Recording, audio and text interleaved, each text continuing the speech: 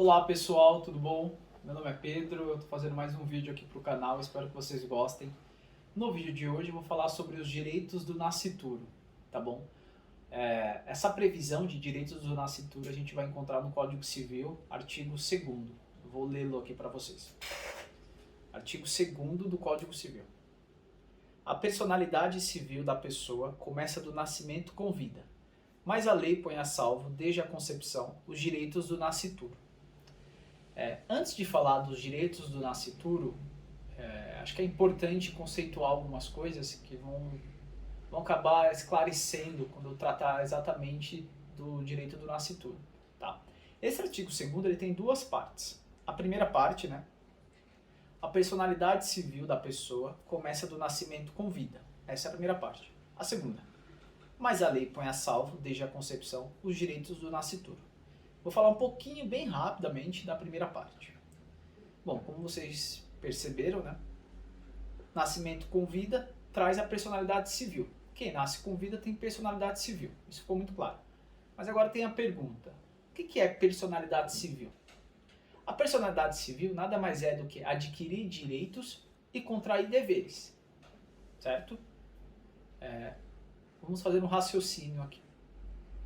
Toda vez que há um nascimento com vida, nasceu com vida, então pegue isso. Nasceu com vida, tem personalidade civil, certo? Personalidade civil é igual a adquirir direitos e contrair deveres. Aquela famosa frase, né? Todos nós somos sujeitos de direitos e deveres. Quais são esses direitos que o nascimento com vida traz? Direito à honra, direito à imagem, direito à intimidade, direito à saúde. São direitos intrínsecos ao nascimento. Todos aqueles que nasceram com vida têm esse direito. Então, vocês que estão assistindo esse vídeo têm esses direitos e eu, obviamente, também tenho. Tá bom? Isso é personalidade civil. Agora, só para alongar um pouquinho, porque esse tema é bastante interessante, apesar de não ser o tema do vídeo de hoje, todos nós temos personalidade civil, então todos nós temos a capacidade de gozo, de gozar desses direitos. Né? Então, desde criança até a nossa velhice, até o momento da morte, nós temos a capacidade de gozar desses direitos. Né? Agora, além da capacidade de gozo, existe a capacidade de fato, ou seja, a capacidade de exercer esses direitos. Nem todos nós temos essa capacidade de exercê-los. Né? O Código Civil, no artigo 3º, ele vai trazer ali a situação dos absolutamente incapazes e no artigo 4º vai trazer a situação dos relativamente incapazes. De forma bem rápida, absolutamente incapazes, menores de 16 anos. Todos aqueles que são menores de 16 anos são absolutamente incapazes. E relativamente incapazes são aqueles viciados em tóxicos, os ébrios, que também são chamados de alcoólatras, os pródigos, que são aquelas pessoas que gastam demais, e aqueles indivíduos que, por uma situação transitória, não podem exprimir a sua vontade. Esses são os relativamente incapazes. E absolutamente, de novo, absolutamente incapazes são os menores de 16 anos. Esses indivíduos, eles não têm a capacidade de fato, ou seja, a capacidade de exercer esses direitos. Então, eles têm a capacidade de gozo. Como eu disse, todos nós temos os direitos da personalidade. Né? A capacidade de exercê-los, esses indivíduos não têm. Para exercê-los, eles precisam estar assistidos por alguém. Tá? No caso dos menores de 16 anos, eles precisam estar assistidos pelo seu representante legal. No caso dos ébrios, que são os alcoólatras, os viciados em tóxicos, os que eventualmente estão impossibilitados de exprimir sua vontade, e os pródigos, que são aqueles que gastam demais, eles também precisam estar assistidos para exercer determinados atos, né, por alguém que os assistam, tá bom? Então a gente diz que eles não têm a capacidade de exercer esses direitos, né? Eles têm a capacidade de gozo, de usufruir, de exercer não. Ademais, fora esses indivíduos que estão nessa situação que eu disse agora, todos nós temos a capacidade de gozo, né? Maiores de 18 anos, que não temos vício em tóxicos, não somos alcoólatras, ou estamos podendo exprimir nossa vontade de forma plena, nós temos a capacidade também de exercê-los. tá certo? Então, para resumir, personalidade civil se adquire com nascimento com vida. Primeira parte do artigo 2º do Código Civil. O que é personalidade civil? É adquirir direitos e contrair deveres. Quais são esses direitos? Como disse agora há pouco, direito à imagem, direito à honra, direito à intimidade e tantos outros. São direitos que naturalmente o indivíduo que nasce com vida os já tem. Tá. Segunda parte, o que realmente interessa nesse vídeo, né? O direito do nascituro. Primeiramente, o que é nascituro? As pessoas ficam se perguntando, mas o que é nascituro? Nascituro é um termo jurídico, tudo bem? Um termo jurídico que serve para denominar aqueles entes que estão no ventre materno, mas que não nasceram, evidentemente, né? Então podemos traduzir como feto, digamos assim. Então é aquele feto que está no ventre materno e há uma expectativa de que ele nasça com vida, mas ele ainda não nasceu. Então por isso ele é chamado de nascituro. A segunda parte do artigo 2º diz: mas a lei põe a salvo, desde a concepção, os direitos do nascituro. Então esse nascituro que está no ventre materno, ele tem diversos direitos, né?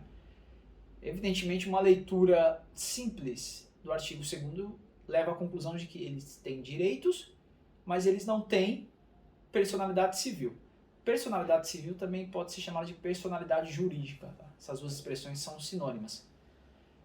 Então esse nascituro tem direitos, mas não tem personalidade civil. Por quê? Porque a primeira parte, como disse agora há pouco do artigo 2º, diz: a personalidade civil da pessoa começa do nascimento com vida. Se ainda não nasceu, não tem personalidade civil, certo? Quais são esses direitos do nascituro? Eles estão espalhados pelo ordenamento jurídico. Vou falar alguns mais conhecidos. Na área penal, né, no direito penal, a gente vai encontrar a proibição ao aborto. Não pode abortar. Por quê? Porque se preserva o nascituro. A gente tem no direito de família a previsão de alimentos ao nascituro. Porque o legislador entende ser importante, todos nós também, evidentemente, entendemos ser importante, que aquela mulher que carrega o nascituro em seu ventre, ela precisa se alimentar adequadamente para que ele nasça com saúde. Então, é assegurado ao nascituro direito a alimentos, tá certo? O nascituro também ele tem direito à herança e direito à doação.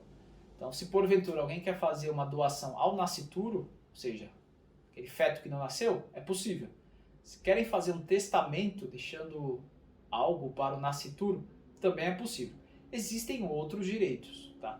Mas a gente percebe aqui que o legislador tomou uma preocupação muito grande em garantir que o nascituro nasça, digamos assim, da melhor forma possível. Nasça com saúde, se possível nasça já com algum patrimônio, né? Não há essa impossibilidade. Então, todos esses direitos, espaços no ordenamento jurídico que tratam especificamente do nascituro, é para que dê condições a ele de vir a nascer com qualidade, com saúde, né? E, porventura, com algum patrimônio, tá bom? Existe aqui uma grande discussão doutrinária e jurisprudencial sobre esses direitos do nascituro, tá? Existem 3 teorias. Vou falar rapidamente sobre as 3 e ao final eu vou fazer uma pequena conclusão. Vocês vão acabar entendendo o que eu estou querendo dizer. Essas 3 teorias elas são muito debatidas tanto na doutrina quanto na jurisprudência. Doutrina são aqueles escritos promovidos por estudiosos do assunto, né? Nós chamamos de doutrinadores, e jurisprudência são as decisões judiciais sobre esses assuntos, tá certo? Primeira teoria, a teoria natalista. Essa teoria diz que o nascituro não tem direitos da personalidade. Os direitos da personalidade eu disse agora há pouco quais são, certo? Então o nascituro não teria direitos oriundos da personalidade. Ele tem esses direitos e espaços no ordenamento jurídico, mas são direitos específicos, né? E o nascituro só terá direitos da personalidade quando nascer com vida. Nascendo com vida não é mais nascituro, é pessoa. Tudo bem? É uma teoria clássica, muito fácil de ser entendida e não requer maiores explicações. A segunda teoria é chamada de teoria concepcionista. Essa teoria ela é mais abrangente. O que ela nos diz? Que o nascituro tem todos os direitos da personalidade. Então tem direito à honra, tem direito à imagem, tem direito à intimidade, todos aqueles direitos que são inerentes ao ser humano. Então o nascituro, por mais que não tenha nascido, evidentemente, ele tem todos esses direitos. Tá? É uma teoria muito polêmica e já já eu volto nessa teoria. E tem uma terceira teoria que ela é intermediária. Né? Apesar de ser a terceira teoria, poderíamos dizer que ela está entre a primeira e a segunda. Né? A teoria 1,5. Essa teoria diz o seguinte, que o nascituro ele tem sim os direitos da personalidade, mas só que esses direitos eles só vão ser materializados com o nascimento com vida. Lembrando que o nascimento, se o nascituro nasce morto, nós o denominamos de natimorto. Tá? Então, via de regra, nasceu morto, não tem personalidade. Tá? Por essa terceira teoria, que ela é denominada, esqueci de falar o nome dela, é teoria da personalidade condicional, é o nome dessa terceira teoria. O nascituro ele tem os direitos da personalidade, porém precisa nascer com vida. Então vou dar um exemplo. Direito à honra. O nascituro já tem direito à honra, mas para que ele seja materializado ele precisa nascer com vida. Se nascer morto, natimorto, então ele nunca teve esse direito à honra. Tá? Nasceu com vida, retroage. Desde o momento que ele estava lá no ventre materno, ele já tinha esse direito. Tá? Também não é muito difícil de se entender essa terceira teoria. Eu queria voltar na segunda teoria, porque, como vocês podem perceber, a primeira parte, eu insisto na leitura desse artigo 2º, porque ela é muito importante para compreender isso que eu estou dizendo. Essa primeira parte do artigo 2º diz, vou ler de novo, desculpe a repetição. A personalidade civil da pessoa começa do nascimento com vida. Aqui o texto legal é muito claro. Só tem personalidade civil quem nasce com vida. Pela teoria concepcionista, que é a segunda teoria, não. Desde a concepção, por isso que a teoria concepcionista, desde a concepção, então, ou seja, desde quando ainda há o embrião, né, esse embrião, depois feto, arredondando, né, igual nascituro, ele teria esses direitos da personalidade. É uma teoria que ela vai, digamos assim, contra ao texto legal, mas convenhamos, o texto legal também não deixa muito claro, né, se adotou a teoria natalista, que foi a primeira que eu expliquei, ou se adotou essa teoria concepcionista. O que importa é que os adeptos dessa teoria entendem que sim, que o nascituro ele tem todos os direitos da personalidade. Tá? E essa teoria é a teoria adotada no Brasil pela doutrina e pela jurisprudência. Quando eu digo adotada no Brasil, ela é majoritária. Tá? Se a gente pegar julgados, pegar livros, a maioria dos autores, importantes autores, importantes magistrados, decisões do STJ, do Supremo Tribunal Federal, eles entendem que essa teoria é a teoria adotada no Brasil, que o ordenamento jurídico nos trouxe. Então, para ficar mais claro, eu vou dar um exemplo bem famoso e que vai representar muito bem isso tudo que eu estou dizendo. Tinha um programa antigamente, muitos de vocês conhecem, outros não, chamado CQC.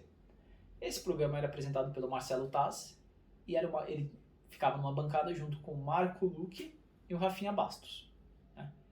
E um dia passou uma matéria sobre a Vanessa Camargo, a cantora. Ela estava grávida. E aí passou essa matéria, depois que a matéria acabou, voltou para o palco. E aí o Marcelo Taz disse, nossa, a Vanessa Camargo, ela tá muito bonita, a gravidez dela tá fazendo muito bem, né? Olha a pele. Fez diversos elogios à cantora. O Marco Luque, que estava ao lado do Marcelo Taz, concordou, falou, não, realmente, ela tá muito bonita. E o Rafinha Bastos foi concordar também. Só que o Rafinha Bastos soltou uma frase, ficou muito conhecida na época e gerou uma polêmica enorme. Ele disse o seguinte, eu comeria ela e o filho dela. Claro que isso foi uma agressão enorme, né? A Vanessa Camargo, imagina. E a Vanessa Camargo ajuizou uma ação contra o Rafinha Bastos, pedindo uma indenização por danos morais. Uma indenização por danos morais a ela, ao seu marido e ao nascituro. E aí, vocês perguntam, bom, mas se há essa ação, e se a personalidade civil só é adquirida com nascimento com vida, como que poderia ter uma sentença condenando o Rafinha Bastos a pagar uma indenização por danos morais ao nascituro? Se ele não tem personalidade civil, que consta aqui no artigo da lei, na primeira parte do artigo 2º, se ele não tem personalidade civil, então ele não tem direito à honra, porque o direito à honra é um direito inerente à personalidade civil, ou personalidade jurídica, né, como vocês queiram denominar. Então, em tese, esse nascituro não teria esse direito. Mas sobreveio a sentença condenando Rafinha Bastos a pagar 50 mil reais a Vanessa Camargo, 50 mil ao seu esposo e 50 mil ao nascituro. O Rafinha Bastos recorreu, esse processo chegou até o STJ, que é o Superior Tribunal de Justiça, e a sentença foi mantida. E o Rafinha Bastos foi condenado a pagar esse valor ao nascituro. Isso explica muito a ideia de que a teoria concepcionista está muito presente nas decisões judiciais e na doutrina. É a teoria que é seguida. Eu particularmente, humildemente, né, na condição de advogado, eu discordo, em que pese a existência de diversos autores super consagrados que seguem essa teoria. Existem também outros tantos consagrados que seguem a teoria natalista. Mas eu discordo por quê? Porque o texto de lei é muito claro. Personalidade civil é adquirida por pessoa. Nascituro não é pessoa.